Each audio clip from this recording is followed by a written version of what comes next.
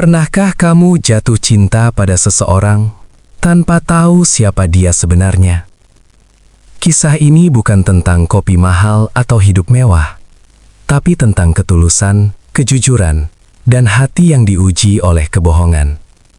Saksikan sampai akhir, karena mungkin cerita ini akan membuatmu menitikkan air mata.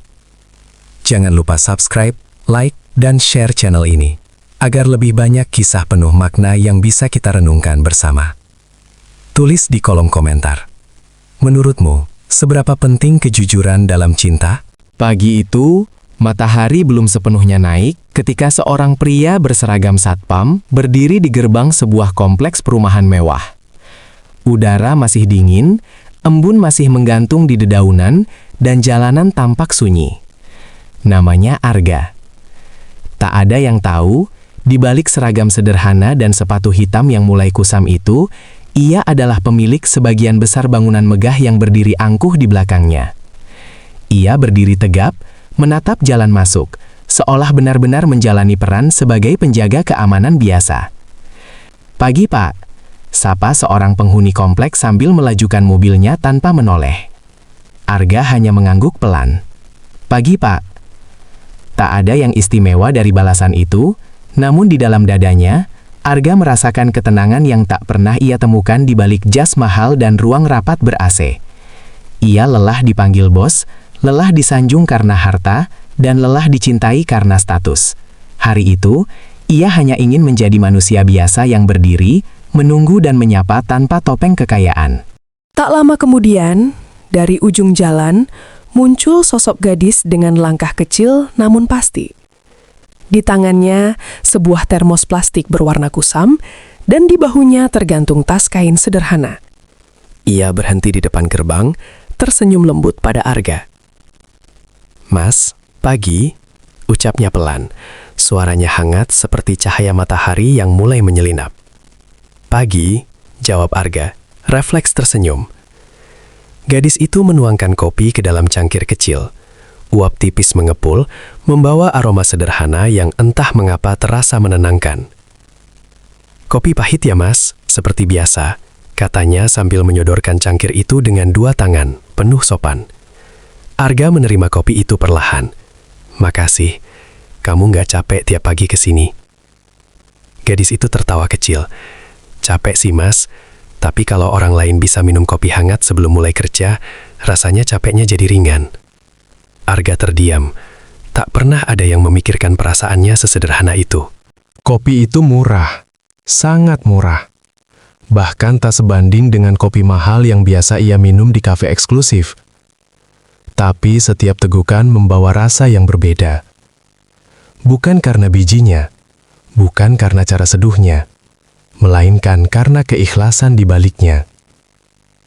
Arga menatap gadis itu sesaat. "Namamu siapa?" tanyanya pelan. "Nara, Mas." "Nara." Arga mengulang nama itu dalam hati, seolah ingin menyimpannya baik-baik. Setiap pagi setelah itu, Nara selalu datang, selalu dengan senyum yang sama, selalu dengan kopi yang sama, dan selalu dengan sapaan sederhana yang terasa jujur. "Mas, hari ini kelihatan capek." Arga tersenyum tipis. "Kamu bisa tahu?" "Bisa, mata orang capek itu beda," jawab Nara sambil tertawa kecil. Arga menunduk. Untuk pertama kalinya, seseorang benar-benar melihatnya. Bukan sebagai siapa dia, tapi bagaimana dia. Hari-hari berlalu, dan percakapan kecil itu berubah menjadi kebiasaan yang ditunggu. Arga mulai berdiri sedikit lebih awal. Bukan karena tugasnya sebagai satpam, tapi karena ia menanti langkah kaki Nara. "Mas, kalau hujan dingin banget ya di sini." "Iya, tapi sudah biasa." Nara mengeluarkan sapu tangan kecil. "Ini buat ngelap tangan. Tangan Mas dingin." Arga terkejut. "Kamu nggak perlu repot." "Nggak repot, Mas. Aku senang kok." Kata-kata itu sederhana, tapi menghantam hati Arga dengan kekuatan yang tak ia sangka. Ia terbiasa memberi, bukan menerima. Terbiasa mengatur, bukan diperhatikan. Di hadapan Nara, ia bukan bos, bukan orang kaya. Ia hanya lelaki yang dihargai karena keberadaannya. Dalam diam, Arga mulai jatuh cinta. Bukan cinta yang berisik, bukan cinta yang penuh janji manis, melainkan cinta yang tumbuh pelan-pelan, seperti kopi yang menghangatkan tanpa diminta. Ia menikmati perannya sebagai satpam, menikmati tatapan tulus Nara, menikmati hidup tanpa sorotan. Namun di balik senyum itu, ada kegelisahan yang ia pendam. Ia tahu, kebahagiaan ini berdiri di atas kebohongan. "Mas, kenapa melamun?" tanya Nara suatu pagi. Arga tersenyum, menahan beban di dadanya. "Nggak apa-apa, cuma mikir, hidup sederhana ternyata tenang." Nara mengangguk. "Iya mas, kadang yang kita cari bukan lebih, tapi cukup." Kalimat itu menancap dalam-dalam di hati Arga. Ia sadar, secangkir kopi ini bukan hanya minuman. Ia adalah pengingat bahwa kebahagiaan sejati sering datang tanpa kemewahan, tanpa status, dan tanpa topeng apapun. Suatu pagi, langit mendung sejak subuh. Angin dingin menusuk hingga ke tulang. Arga berdiri di posnya lebih lama dari biasanya. Waktu sudah hampir menunjukkan jam 8, tapi sosok yang ia tunggu belum juga datang. Hatinya mulai gelisah. "Kenapa belum datang ya?" gumamnya pelan, nyaris tak terdengar. Saat hujan mulai turun deras, langkah kecil itu akhirnya muncul. Nara berlari kecil, rambut hijabnya sedikit basah, bajunya menempel di lengan. "Mas, maaf telat," ucapnya terengah. "Kamu kehujanan." Arga refleks berseru. Nara tersenyum meski bibirnya sedikit pucat. "Iya, tapi gak apa-apa. Yang penting mas minum kopi hangat." Arga menahan napas. "Kenapa nggak neduh dulu? Kalau kamu sakit gimana?" Nara menunduk, suaranya lirih. "Aku cuma mikir, mas pasti nunggu." Arga menerima cangkir kopi itu dengan tangan bergetar. Uapnya naik perlahan, bercampur dengan aroma hujan. Ia menatap Nara lama, terlalu lama, sampai gadis itu salah tingkah. "Kenapa mas?" Arga menggeleng pelan. "Nggak, aku cuma heran." "Heran kenapa? Kenapa ada orang sebaik kamu?"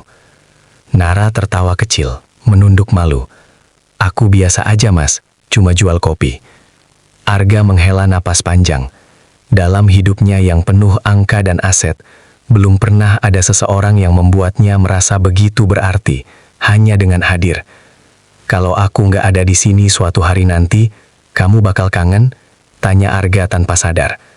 Nara terdiam sejenak, lalu menjawab pelan, "Iya mas, pasti." Hari-hari berikutnya, Nara mulai lebih sering bercerita tentang hidupnya yang sederhana, tentang ibunya yang sakit-sakitan, tentang ayahnya yang telah lama tiada. "Aku cuma lulusan SMA, mas," katanya suatu pagi sambil menuang kopi. "Kadang malu kalau lihat orang-orang di kompleks ini." Arga mengernyit. "Kenapa malu? Mereka hidupnya rapi. Aku cuma bawa termos." Arga menatapnya dalam-dalam. "Kamu tahu nggak? Banyak orang kaya yang hidupnya berantakan." Nara tersenyum kecil. "Tapi mereka nggak pusing mikirin makan besok." Arga terdiam. Kata-kata itu menghantam keras. Ia ingin mengatakan, "Aku bisa mengubah hidupmu." Tapi ia menahan diri. Ia ingin dicintai, bukan karena kemampuannya memberi, tapi karena dirinya sendiri. Di balik kehangatan itu, Arga mulai dilanda konflik batin. Setiap senyum Nara terasa seperti penghakiman atas kebohongannya. "Mas, kelihatan sering mikir belakangan ini," ujar Nara suatu hari. Arga tersenyum hambar. "Iya, kadang mikir hidup ini lucu." "Lucu gimana?" "Kadang kita nemu yang bikin bahagia, tapi takut kehilangannya." Nara menatapnya lembut. "Kalau bahagia itu datang dengan jujur, mas, nggak perlu takut." Kalimat itu membuat dada Arga sesak. Ia ingin jujur, sangat ingin. Tapi ia takut, kejujuran itu justru akan menghancurkan segalanya. Suatu siang, seorang penghuni kompleks memarahi Arga karena hal sepele. Suaranya keras, merendahkan. "Kamu ini cuma satpam, jangan banyak tingkah." Arga menunduk, menahan harga diri yang terinjak. Nara yang melihat itu mendekat, wajahnya tegang. "Maaf Pak," katanya sopan tapi tegas. "Mas ini juga manusia. Tolong bicara baik-baik." Pria itu pergi dengan kesal. Arga menatap Nara, matanya berkaca-kaca. "Kamu nggak takut?" Nara menggeleng. "Kenapa harus takut? Mas nggak salah." Untuk pertama kalinya dalam hidupnya, Arga merasa benar-benar dibela. Bukan oleh kekuasaan, bukan oleh uang, tapi oleh ketulusan seorang gadis dengan secangkir kopi di tangannya. Sejak hari itu, sesuatu berubah di dalam diri Arga. Setiap tatapan Nara terasa semakin berat. Ia tak lagi hanya melihat senyum gadis penjual kopi, tapi melihat hati yang ia tipu setiap hari. Di pos satpam itu, Arga sering termenung, bahkan lupa menyapa mobil yang lewat. "Mas lagi kenapa?" tanya Nara suatu pagi. Suaranya penuh khawatir. Arga tersentak. "Gak apa-apa." Nara menatapnya ragu. "Kalau ada masalah, cerita aja.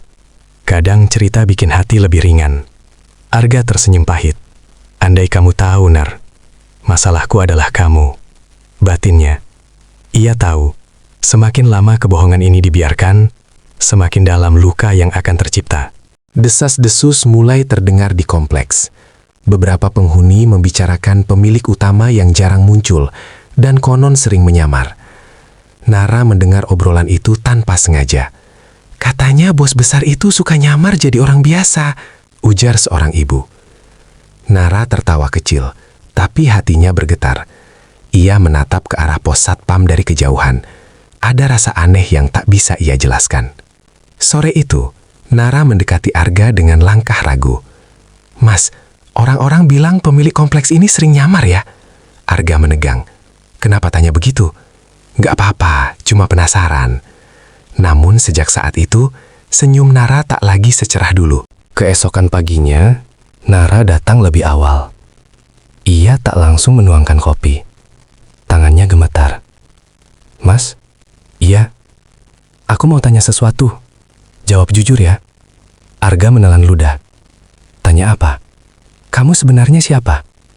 Hening. Suara burung pagi terasa begitu keras. Arga memejamkan mata sejenak. "Aku cuma satpam, Nar." Nada suaranya datar, tapi hatinya hancur. Nara menatapnya lama, seolah ingin menemukan kebenaran di matanya. "Kalau kamu bohong?" Suaranya bergetar. "Aku nggak tahu bisa sekuat apa nerimanya." Arga hanya diam. Diam yang menjadi pengkhianatan. Beberapa hari kemudian, kebenaran itu datang tanpa diundang. Nara mendengar langsung dari mulut orang lain tentang siapa Arga sebenarnya, tentang kepemilikan, tentang kekayaan yang tak pernah ia bayangkan. Kakinya lemas, dunia seakan runtuh. Ia datang ke pos satpam dengan mata sembab. "Mas, kenapa?" Tanyanya pelan, suaranya hampir tak keluar. Arga tahu, ia melihatnya dari cara Nara menatapnya, bukan marah, tapi terluka. Jadi selama ini, air mata Nara jatuh satu persatu. Aku cuma orang bodoh yang gak tahu apa-apa.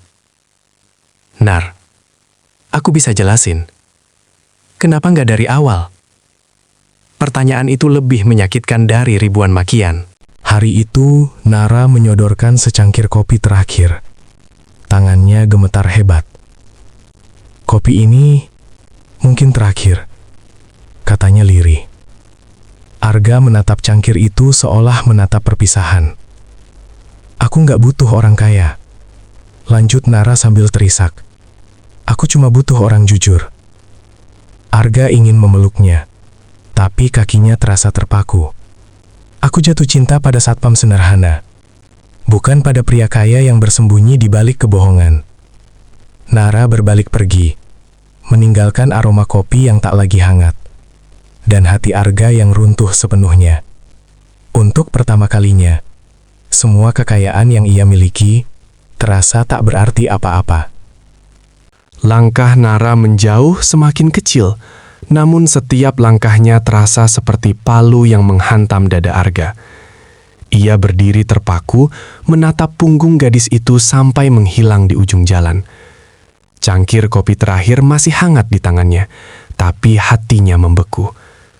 "Nar," panggilnya lirih, namun suara itu tenggelam oleh bising hatinya sendiri. Hari itu, Arga pulang ke rumah megahnya, rumah yang selama ini terasa kosong. Dinding-dinding tinggi, lampu kristal dan furnitur mahal tak mampu menenangkan hatinya. Untuk pertama kalinya, ia duduk di lantai, melepas sepatu mahalnya, dan menangis seperti anak kecil. "Semua ini gak ada artinya tanpa kejujuran," bisiknya dengan suara patah. Keesokan harinya, Arga kembali ke gerbang kompleks, tanpa seragam satpam, tanpa jas mahal. Ia mengenakan kemeja sederhana dan celana biasa. Tak ada jabatan, tak ada status. Nara sedang membereskan termos kopinya di seberang jalan. "Mas," suara Arga bergetar. Nara menoleh, terkejut. "Kenapa masih ke sini?" Arga melangkah maju perlahan. "Aku datang bukan sebagai bos, bukan juga sebagai orang kaya. Aku datang sebagai pria yang jatuh cinta dan ingin jujur." Nara menunduk. Air matanya kembali jatuh. "Kejujuran itu datangnya telat," katanya lirih. Arga berlutut di hadapan Nara, tanpa gengsi, tanpa ego. "Aku salah. Aku pengecut.